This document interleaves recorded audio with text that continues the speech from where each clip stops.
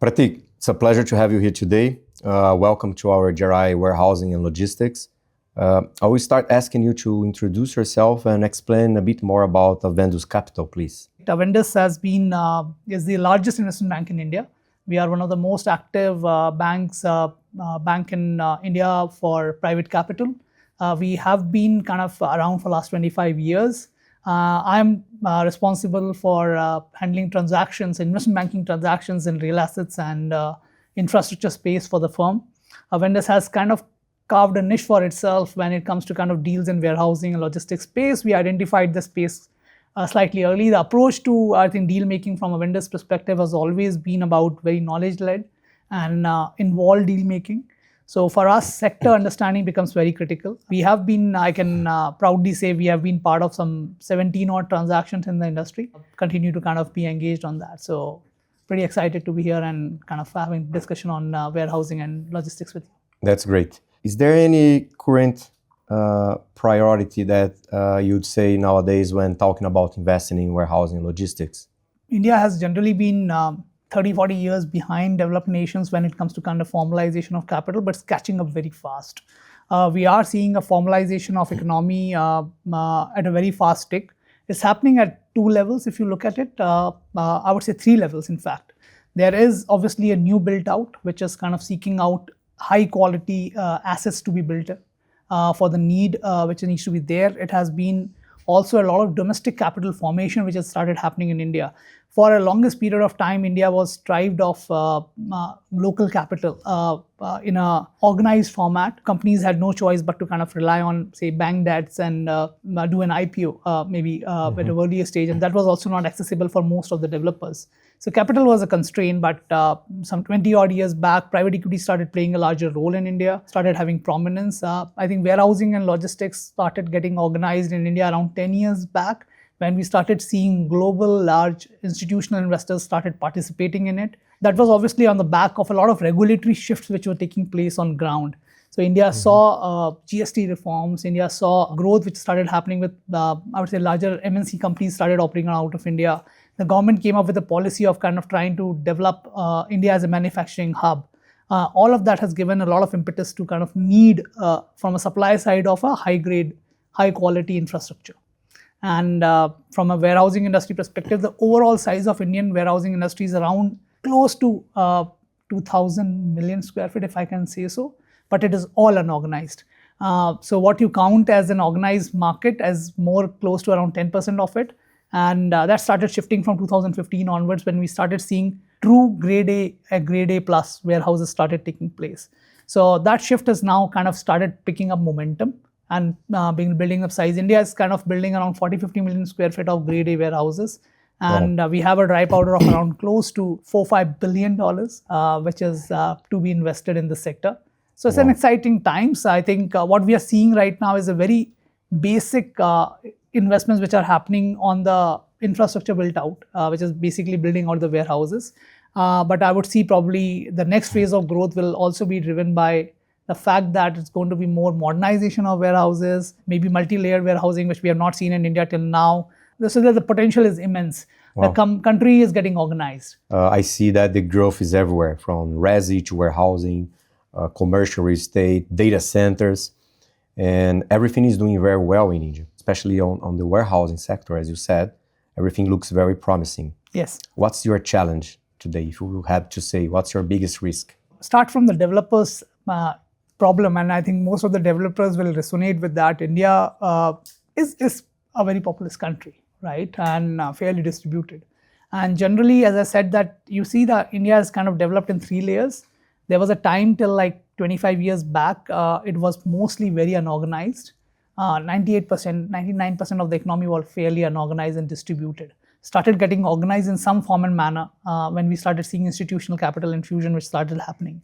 Now I think we are seeing the consolidation phase and maybe movement towards kind of a more gradual availability of the foreign investors started coming in and investing in. That phase has been there, and obviously that's kind of picked up momentum. The third phase is now starting, where we are seeing the domestic capital formation and an access to domestic capital which has kind of been prominent. So the challenge which has remained for a developer is not capital. I think for a longest period of time, India, the biggest challenge for most of the guys have been the capital access to execute things at a size and large scale. I don't think so that has remained a challenge anymore. The shift of challenge has been now on the ability to kind of really find resources to kind of get things completed on ground. I think demand is there, capital is there. The challenge is approvals. The challenge is getting land. So I think that these are more executional challenges with the developer face. From an institution perspective, it is more about backing right developers, backing right projects which can be completed on time. So I think again it kind of emits from the same underlying risk. Are you able to kind of execute on time and right form and factor or not? Because they have their return thresholds which they work with. The good part about Indian market, which is quite decoupled with the global scenario, is that India is developing a fantastic domestic capital market now. So that has become an alternate exit path for a lot of investors, institutional investors. That gives a lot of confidence to, I would say, institutional investors, because now they know when they are entering into a development projects, there is an exit path which is available. They don't need to rely on another international investor or global market scenarios. They can practically kind of exit out into domestic capital markets, which we saw in form of REITs and InvITs. Very interestingly, I think is absorbing a lot of this core assets. Do you have any issues during the construction? I mean, in terms of finding the right builder or finding the proper staff for that? Do you see this as a challenging for the developers today? So see, if you talk about large-scale projects, yes, execution challenge remains. I think more than it has got a little more structured in its approach. I think developers' approach to development has also changed a lot. India has been extremely cost-conscious country for a longest period of time. There was a time when I think the warehousing industry was getting organized. I remember people used to wonder that will there be a time when people will probably accept a product which is going to be priced more than 10 rupees, 12 rupees per square foot. And the underwriting was a challenge. When we saw the market shift, I think the average rental now in Indian market, if I have to take say a countrywide average, it's around 25 rupees. And that has changed. And there is willingness for the customers to kind of pay for quality.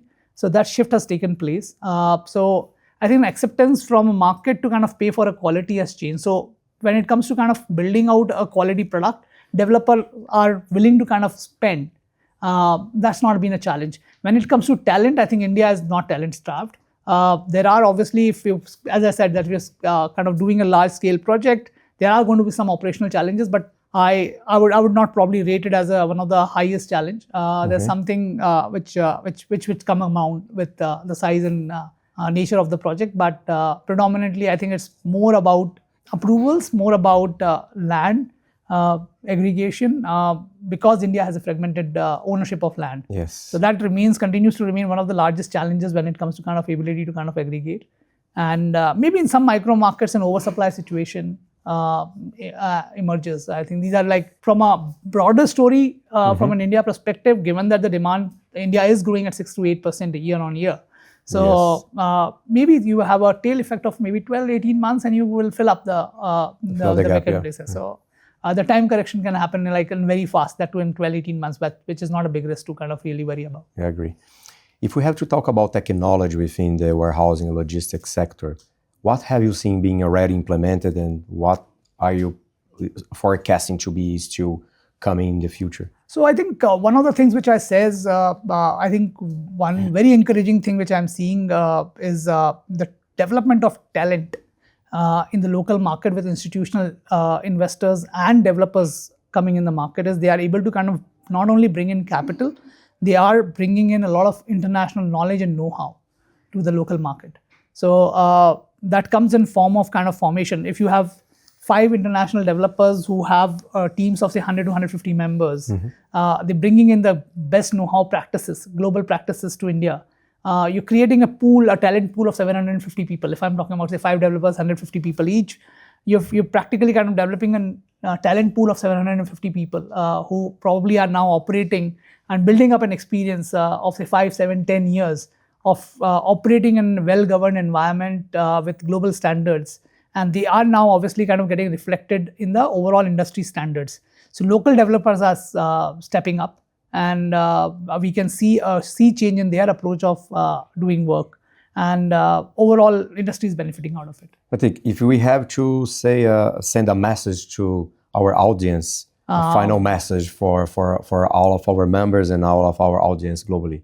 I think maybe 2 points I will want to kind of summarize my conversation today. One, I think India is a very long-term structural story. We would see we are at say around 400 million square feet of grade A warehousing. If I am in context of warehousing, I personally am a believer that this is just kind of continue at the same pace or maybe much faster pace. On 2 counts, I think we'll probably see that growth for next 15 to 20 years. We have enough headroom for growth in this market. And second, I think is all about the upgradation which we are expecting. I think we have just seen a very, very ambient approach or a very basic approach of built out on assets. I think we will see much more interesting products which will come and will be accepted by market as we move forward.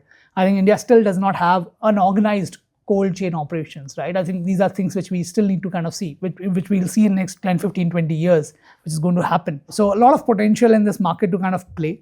I think from a capital return perspective, India, if you stay in India and kind of operate from India, it's never disappointed investors. Yes, there has been times if you're a time-bound basis, you come in, you choose right assets. I think the execution and land-related risk are the key things. So be cautious on that, and I'm sure India will going to reward you from a structural manner.